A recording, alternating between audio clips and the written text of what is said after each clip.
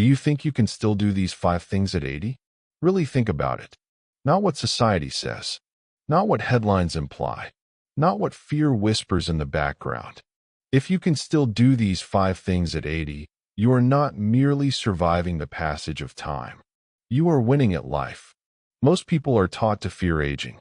They're told that turning 80 means slowing down, that it means shrinking your world, letting go of joy, accepting limitations as if they are inevitable and permanent.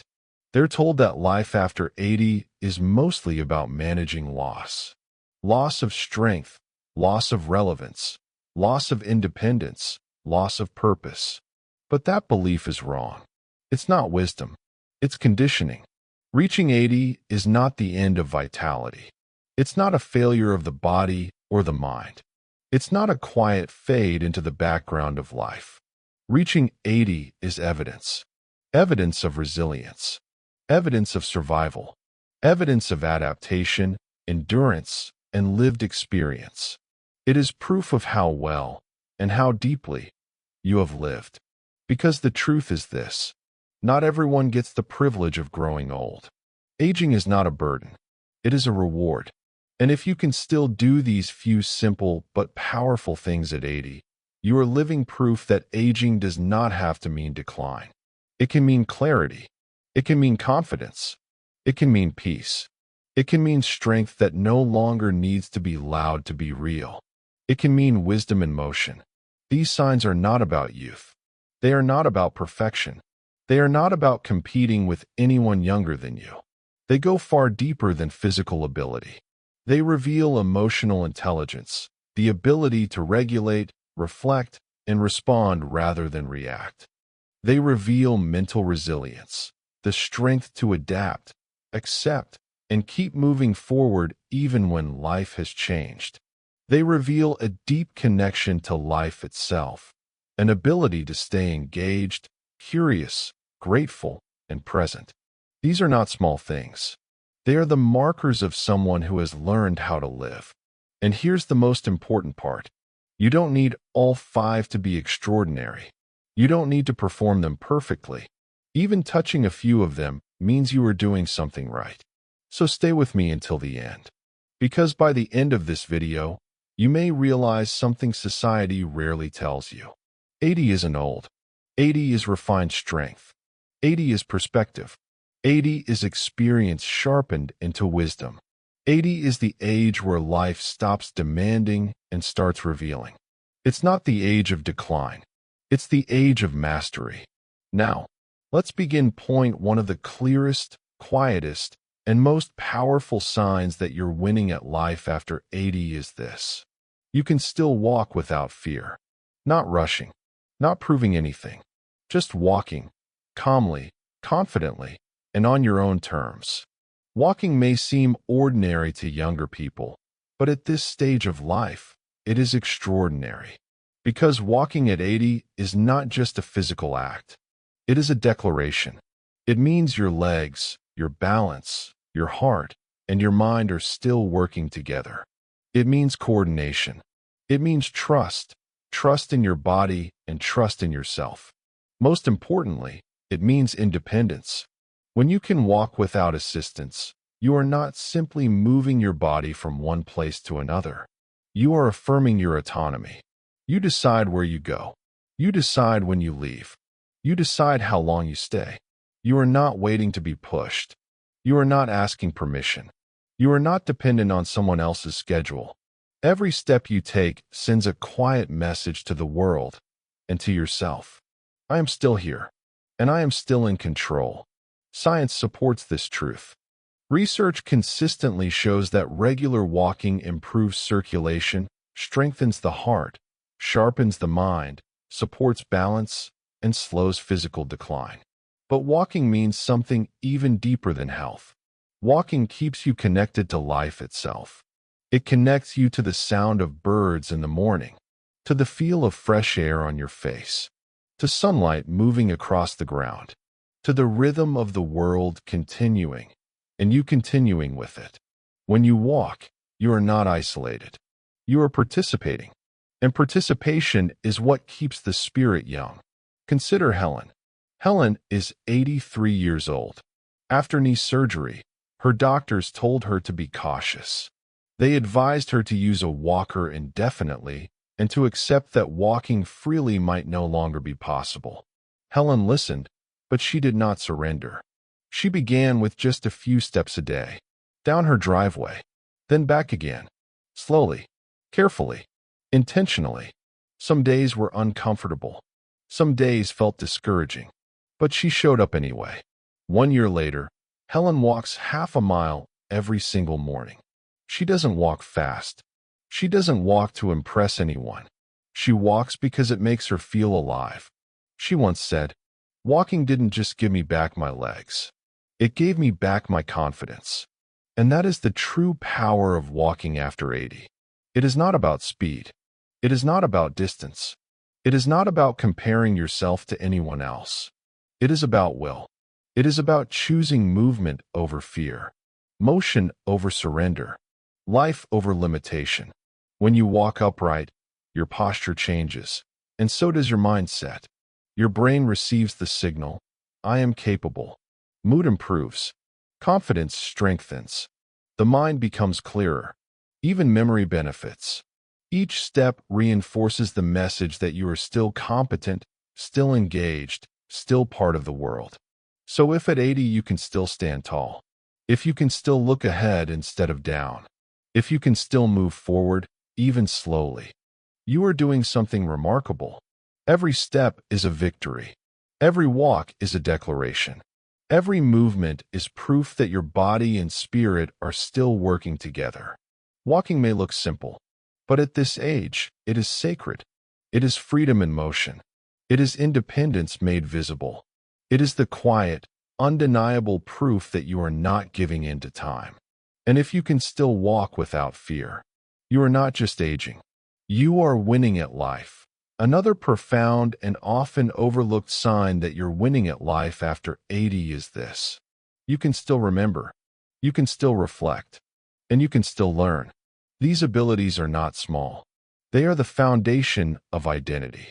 Memory is not just about recalling facts, names, or dates. Memory is about continuity. It is the thread that connects who you were, to who you are, and to who you are still becoming. When you can remember your past with clarity, you remain anchored to yourself. If you can recall the sound of your child's laughter echoing through a hallway, the warmth of a hand you once held, the smell of a home-cooked meal from decades ago, or the quiet beauty of a moment that meant more than words ever could, your mind is not fading. It is rich. It is full. It is alive with meaning. Many people fear forgetfulness as they age.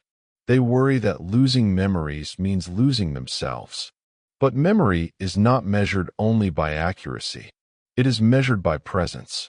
When a memory still moves you, even if the details blur, it means your inner world is intact. And reflection deepens that power. Reflection is not about reliving the past. It is about understanding it. When you can look back on your life, the victories and the mistakes, without bitterness. When you can say, "That was hard, but it shaped me," you are no longer trapped by your past. You have integrated it. That is wisdom.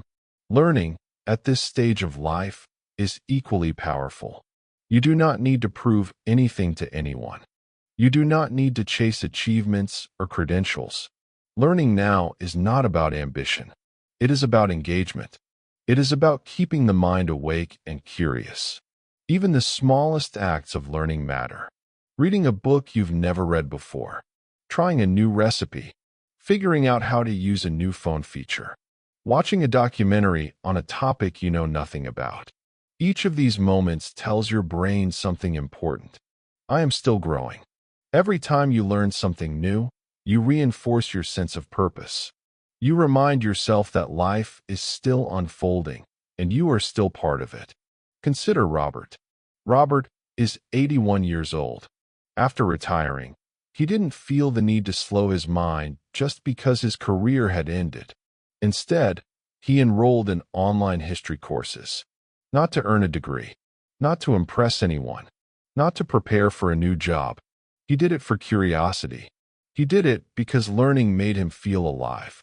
Robert once said, "Every time I learn something new, it feels like I've added a candle to my soul, not just my birthday cake." That sentence holds a deep truth. Learning adds light, and light keeps the mind young. Reflection, learning, and memory together create something powerful. Perspective. When you can look back with gratitude instead of regret. When you can learn without pressure. When you can remember without pain. You have achieved something many people never do, at any age. You have peace with your past, presence in your mind, and openness to what remains. That is not decline. That is mastery.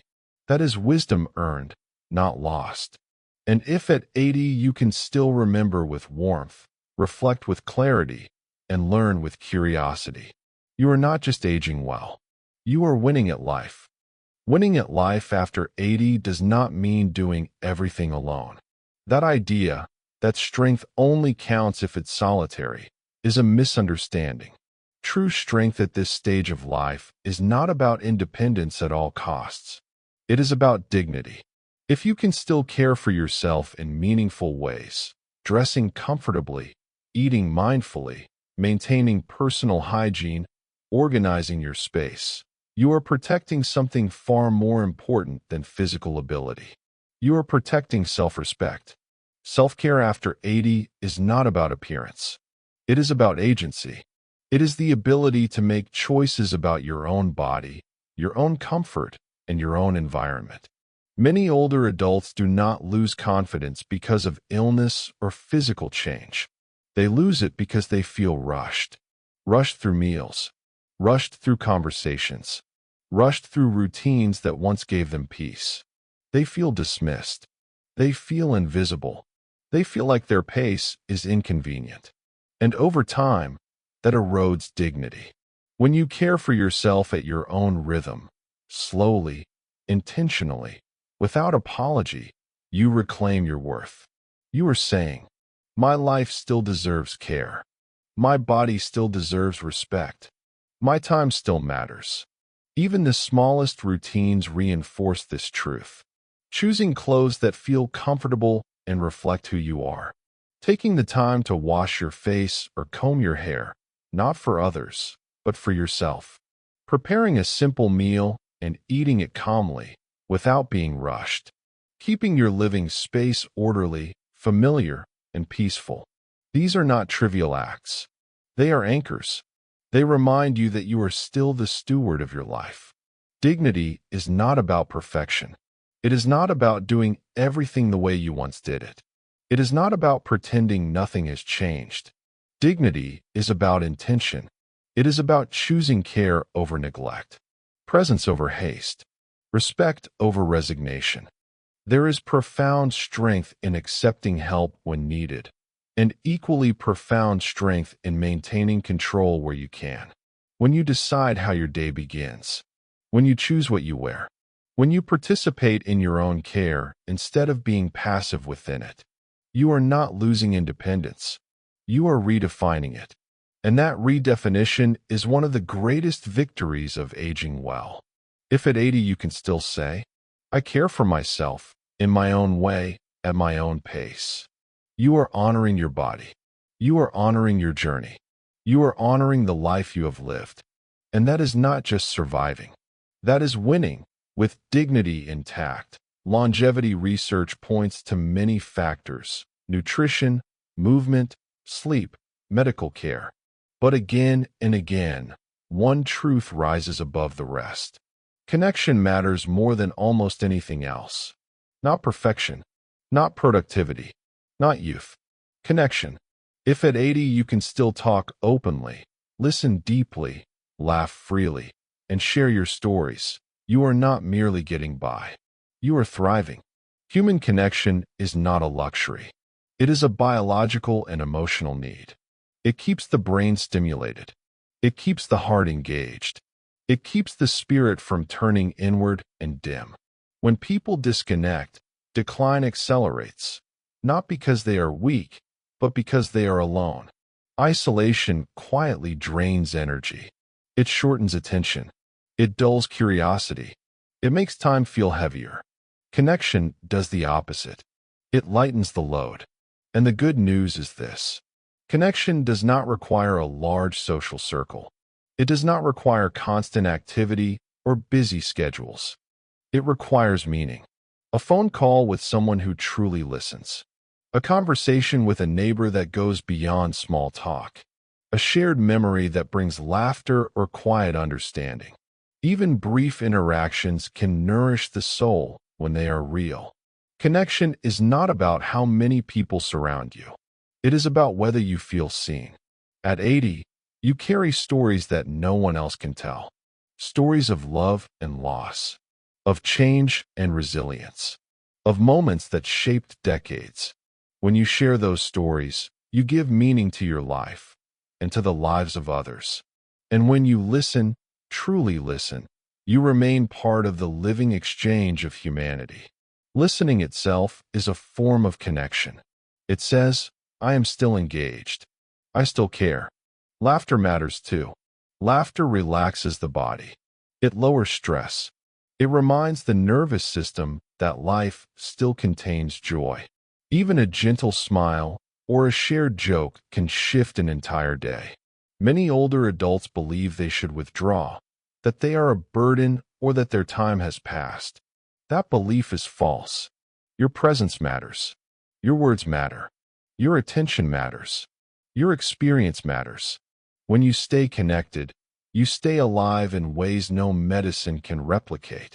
If at 80 you can still reach out, even quietly, if you can still receive connection without fear or shame, if you can still give warmth through conversation or presence, you are not aging alone. You are living among others. And that, more than anything else, keeps the heart young and the soul strong. This may be the greatest sign of all, because it requires the least effort and the most wisdom. If at 80 you can still find joy in small moments, you are not just doing well. You are winning. Not the loud kind of joy that demands attention, not the kind that comes from achievement or applause, but the quiet kind, the kind that arrives gently, morning light resting on the wall, the warmth of a cup of tea in your hands, a familiar song playing softly in the background, the sound of laughter, yours or someone else's, filling a brief moment with ease. This kind of joy does not chase. It notices. Joy at this stage of life is not excitement. It is appreciation. It is the ability to pause and say, this is enough. Those who age well are not chasing more. They are not trying to impress the world. They are not measuring themselves against others. They are savoring better moments, better rhythms, better ways of being present. They understand something most people spend their entire lives learning. Happiness is not found in accumulation. It is found in attention. When you no longer need life to entertain you, you begin to feel it. When you stop demanding more from the day gives you more in return. A quiet afternoon becomes peaceful instead of empty. A slow morning becomes grounding instead of boring. Silence becomes restorative instead of uncomfortable. Joy is not loud. It is steady. It lives in familiarity, not novelty. In gratitude, not expectation. When you can enjoy a meal without rushing. When you can sit by a window and simply watch the world move. When you can smile without needing a reason. Your heart is still open. And an open heart is a powerful thing. An open heart remains curious. It remains gentle. It remains capable of wonder. Age does not close the heart. Disappointment does. Bitterness does. Resentment does. But if at 80 your heart is still open, if you can still feel moved by small beauty, if you can still feel grateful for ordinary moments, you have mastered something rare. You have learned how to live without resistance. And that is the highest form of victory. Because a heart that can still feel joy is a heart that has not grown old. It has grown wise. If at 80 you can still walk without fear.